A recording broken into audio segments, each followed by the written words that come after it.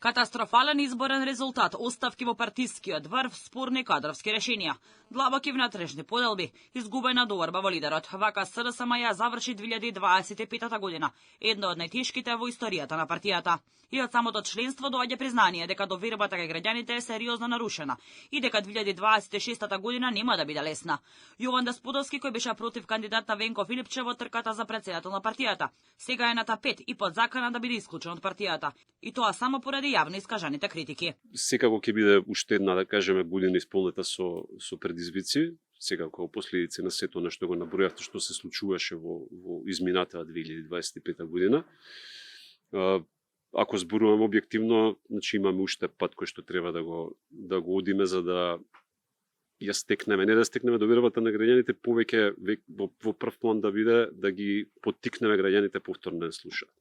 Да слушнат пораката или приказната која што СДСМ треба да ја креира и постепено да одиме кон градење на довербата. Повторно ќе кажам, не е едноставен процес и очекувам доста напор да се вложи во тој правец.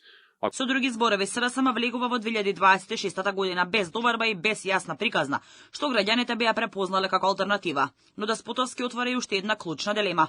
Дали проблемот е во тоа што СДСМ нема луѓе и капацитет, или во тоа што актуелното раководство не успева да ја испрати вистинската порака? Јасно не да си дека СДСМ е голема партија. Значи, ако зборуваме за капацитет во рамки секако пошироко од актуелното раководство, значи има и луѓе, и во минатото има и сега и ќе има и понатаму, затоа што повторно ќе кажам, значи и пораката, идеологијата, значи привлекува и квалитетни, посветени, искрени, честни луѓе, повеќето членовите на СДСМ се такви.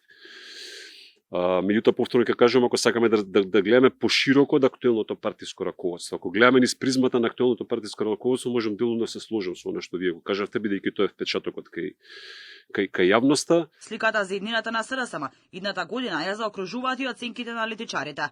Според нив, без јасна визија и конкретни политики, секој кадровски поток останува козметика. Универзитетскиот професор и аналитичар Жида Заскаловски били без конкретни чекори и јасен правец, тешко да може да се зборува за политичка перспектива. Треба да видиме конкретни чекори, лицата што ги споменавте вистина не се некои нови карактери кои што би можеле да придонесат на политичката сцена, меѓутоа се зависи од какви политики, какви концепти ќе понудат на граѓаните. На крајот на денот и самото членство што е задоволно или не е задоволно ќе процени врз основа на какви одлуки ќе донесат, какви концепти ќе дадат за едината на Македонија. А кога станува збор за перспективата на актуелното раководство, дали има капацитет да изведе партијата на прав пат, одговорот е краток и јасен. Мислам дека не. По најавуваниот рестарт, потезите на СДСМ во јавноста повеќе се перцепираат како континуитет отколку како вистински пресврт. Наместо јасно дистанцирање од проблематичното минато, повторно се активираа кадри што со години беа товар за партијата, а во новите партиски тела се појавија и лица со кривични пријави, што дополнително го разлишаа кредибилитетот на најавениот нов почеток. Функција доби и Јон Фрчковски, чии фотографии со наркотици пред само 8 месеци беа објавувани во јавноста, пошто тој се поднесе оставка.